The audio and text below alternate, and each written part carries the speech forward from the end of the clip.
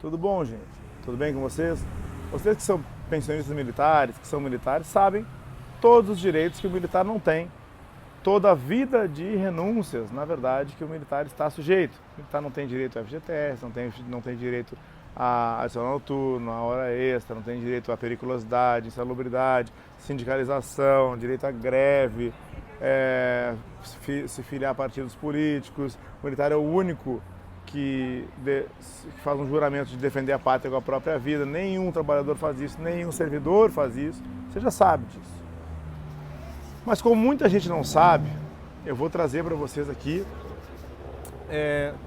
eu vou utilizar esse início aqui para trazer dois vídeos, tá? Um vídeo é um vídeo super educativo, feito com aquelas mãozinhas que vai contando uma historinha e que explica o quanto já foi feito de esforço por militares e pensionistas na contribuição para a economia do país lá em 2000 e agora com a Lei 13.954.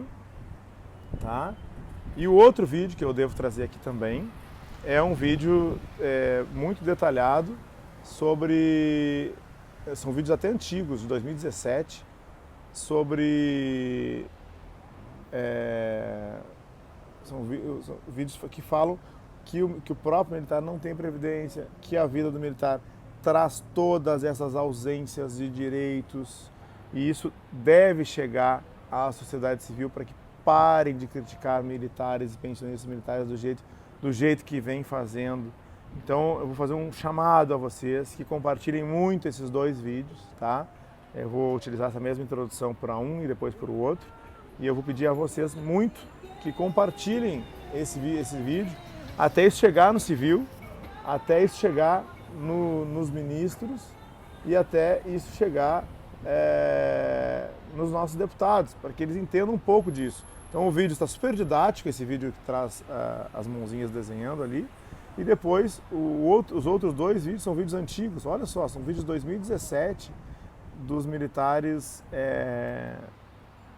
daquela época, 2017, 2018, diante da Lei 13.954, e que eles não poderiam ser mais atuais. Ficou mais flagrante agora depois da Lei 13.954, o quanto aqueles direitos ali devem ser preservados. Então eu vou trazer dois vídeos para vocês e vou fazer um chamado aqui para que vocês realmente compartilhem esses vídeos, tá bom?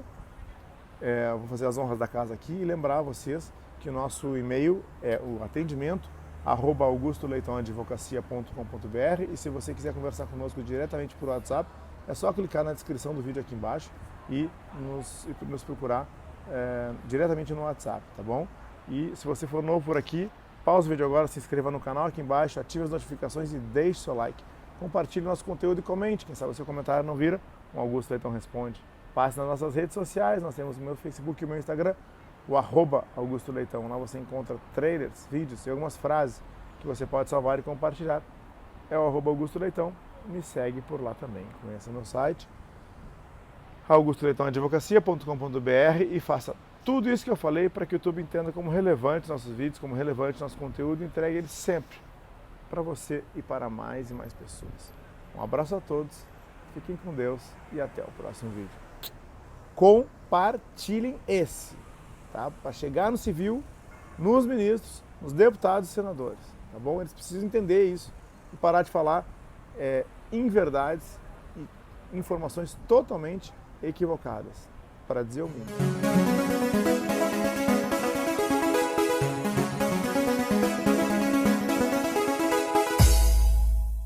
Papo Verde Oliva traz hoje um assunto muito relevante para o país. Atualmente temos verificado o incremento das discussões sobre as reformas propostas para recolocar o país no rumo do desenvolvimento e do progresso, em especial a da Previdência. Em contrapartida, pesquisas apontam para o grande desconhecimento da sociedade sobre o assunto. Para falar sobre o tema, conversamos hoje com o Dr. Sérgio Mendes, secretário de Recursos do Tribunal de Contas da União. Dr. Sérgio, muito obrigado pela sua presença em nosso programa. Obrigado ao Exército Brasileiro pela oportunidade de participar do Papo Verde Oliva. Dr. Sérgio, quais as diferenças entre os servidores públicos e os militares das Forças Armadas? É completamente diferente. São questões totalmente distintas. Em primeiro lugar, servidor público presta serviço público. Militar das Forças Armadas é a própria existência do Estado que está em jogo. Não são aproximáveis. Vou dar um exemplo. Estamos num navio, há militares, há servidores públicos, o navio vai afundar, aqueles que podem se salvar, deixar o navio em defesa da própria vida, são os servidores públicos. Os militares ficarão lá no navio, dando a própria vida. Mas é só isso? Não. Qualquer cidadão, se trabalha fora do seu horário, tem direito a hora extra. O militar não tem. Qualquer cidadão, se trabalha no horário noturno, tem direito a adicional noturno. O militar não tem. Um comandante que exerce a chefia de um batalhão, que ordena despesas, paga e coloca a sua vida profissional até em risco, não recebe nenhum cargo comissionado para fazer isso, o servidor recebe. Então são várias diferenças. A família militar. O militar é cotidianamente transferido do local. E a família tem que deixar toda a sua história de 2 anos num local para ir para outro para ficar mais 2 anos. Então não há comparação entre um e outro. Então, dentro desse contexto, os militares estão inseridos em algum regime previdenciário? Em hipótese nenhuma, não estão inseridos nem por essas diferenças que falei e nem na Constituição. A Constituição não quer um regime previdenciário para os militares. Tanto é que retirou do seu texto o que foi incluído em determinado momento. No texto originário não havia regime previdenciário. Diria eu até que é incompatível se falar de um regime previdenciário para os militares. Por quê? Porque os regimes previdenciários têm algumas regras que não se adequam à coisa militar. Bem, doutor, as despesas com militares reformados e da reserva remunerada e as pensões militares são benefícios previdenciários ou encargos financeiros da União? São certamente encargos financeiros da União, inclusive as pensões. Vou explicar. Isso, a Constituição daria a resposta. Isso faz parte do sistema de proteção social dos militares. Aquelas obrigações que o militar tem, diferente de qualquer cidadão, que o tornariam um cidadão com diminuição de direitos, são compensadas por outras questões. Então, a União, a sociedade, arca com essas despesas, são encargos, como faz com a saúde, como faz com a educação, como faz com a justiça e como faz com a defesa nacional. Tudo que se reporta à defesa nacional são encargos financeiros da União. Mas, doutor Sérgio, e quanto aos princípios da integralidade e da paridade, como fica? Inerentes à questão militar. Vou explicar. Como eu disse, as mulheres, a família acompanham o militar aonde quer que vão. Isso leva a que a mulher militar, a família militar, não consiga ter uma profissão longeva, estudar na mesma escola, fazer amigos. O militar vai para campanhas, vai para operações na selva, então a possibilidade de o militar sofrer um acidente, falecer é muito grande e ter uma viuvez precoce. As mulheres dos militares muito jovens, precocemente viúvas, né, por doenças que pegam nas suas operações no norte do país. Então, é possível, é necessária a integralidade. O que é integralidade? A viúva receberá idêntico ao que o soldo do militar recebia na sua atividade. E a paridade, o que é isso? Paridade é quando um militar reformado ou da reserva recebe igual àquele que está na ativa. Todos os benefícios que foram agregados a quem está na ativa são repassados a quem está na reserva e reforma. Ora, um militar que está na reserva pode a qualquer momento ser chamado, está de sobreaviso para uma operação. Ele não está inativo. Então é preciso que ganhe exatamente igual. A dignidade, aquilo que nós falamos. Eu retiro direitos e não dou dignidade em troca, isso quebra completamente o sistema e a lógica do ser militar. Doutor, é possível se buscar um equilíbrio atuarial para as despesas com militares inativos e pensionistas? Hipótese nenhuma. Equilíbrio atuarial, o que é? Eu pego algumas receitas e equilibro com as despesas. Então eu vou dizer o quanto eu devo arrecadar e o que eu posso dar de benefícios em função dessa arrecadação para a sustentabilidade do sistema. Como eu disse, não há previdência do militar, não há que se falar em equilíbrio.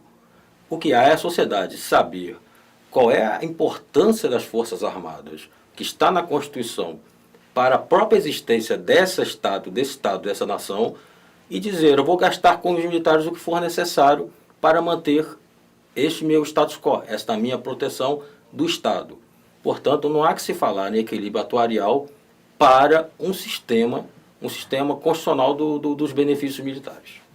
E em relação à idade de passagem para a reserva remunerada, o que o senhor tem a dizer? Ora, se não há regime previdenciário, não há lógica atuarial, não há que se falar em idade para fins de um equilíbrio. A idade para o militar é de acordo com a fisiologia e as necessidades das forças.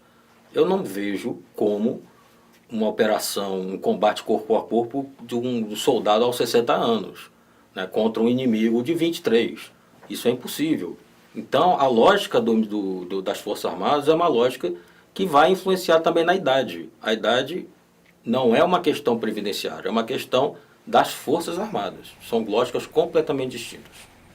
Doutor, o senhor poderia avaliar os impactos da decisão de incluir os militares das Forças Armadas na reforma da Previdência a longo prazo? O impacto é desinformar mais do que informar. Uma democracia só se sustenta sobre verdades. A nação tem que conhecer completamente não apenas o sistema de proteção, que é o que se está discutindo agora, mas tudo que o militar passa durante sua vida. Sua família, o que deixa para trás, os direitos que tem suprimidos e para ao final serem de alguma forma compensados. Não são questões similares, portanto, não é possível unir num debate um regime de previdência com um sistema de proteção que não tem nenhuma lógica previdenciária. Doutor, o senhor gostaria de deixar alguma mensagem a quem está nos assistindo? Tudo que falei foi fundado na Constituição, embora de uma forma não muito técnica, mas todos os direitos militares hoje são constitucionalmente previstos. Então eu convido ao público a ler mais, a se informar mais, para que tenha consciência exata do que está sendo debatido e não se levar por questões de ocasião. Doutor, muito obrigado pela presença em nosso programa, que são muito esclarecedoras as suas informações. Afinal de contas, fala de um assunto de interesse de toda a sociedade brasileira, não somente dos militares, não é isso? Eu é que agradeço. Papo Verde Oliva é isso, sempre trazendo um assunto atual para você. Até o nosso próximo programa. General, diante da crise econômica que se instalou no Brasil, o governo tem estado preocupado em fazer reformas na Previdência Social que afeta todos os brasileiros. Afinal, os militares das Forças Armadas possuem previdência? Não, os militares não fazem parte de nenhum regime previdenciário. O militar, ele contribui para a pensão militar até o momento da sua morte. Em média, nós contribuímos durante 62 anos para a pensão militar. Nós, militares, sofremos uma série de restrições de direitos sociais e trabalhistas. Só no caso de horas extras, nós temos em serviço de escala, em adestramento em operações, em atividades inopinadas, operações de garantia da lei e da ordem, apoio ao governo. Em média, isso dá cerca de 15 anos a mais no nosso tempo de serviço. Ou seja, aqueles nossos 30 anos de efetivo serviço correspondem, na prática, a 45 anos de um trabalhador ou um servidor civil. Tudo isso sem que haja qualquer acréscimo na nossa remuneração. O militar, ele não se aposenta, ele passa para a inatividade ingressando na reserva e permanece vinculado à profissão, sujeito ao Código Penal Militar e aos nossos regulamentos disciplinares. General, então, diante desse contexto, a utilização do termo privilégios deve ser totalmente inadequada, né? Ele é injusto para quem sofreu a reestruturação remuneratória em 2001. O militar, ele perdeu o adicional de tempo de serviço, o auxílio moradia, a licença especial, o posto acima e a pensão para as filhas. A pensão para as filhas tem sido muito explorado pela mídia, mas é um processo que está em fase de transição. Temos 16 anos que esse direito foi suprimido e caminha para a sua extinção. Nesse contexto todo, o que aconteceu foi uma perda de poder aquisitivo, uma perda de renda e uma perda da capacidade de formação de um patrimônio para o militar e seus familiares. General, então, sobre o rombo na Previdência, tão comentado até pelo governo, os militares têm alguma participação nisso?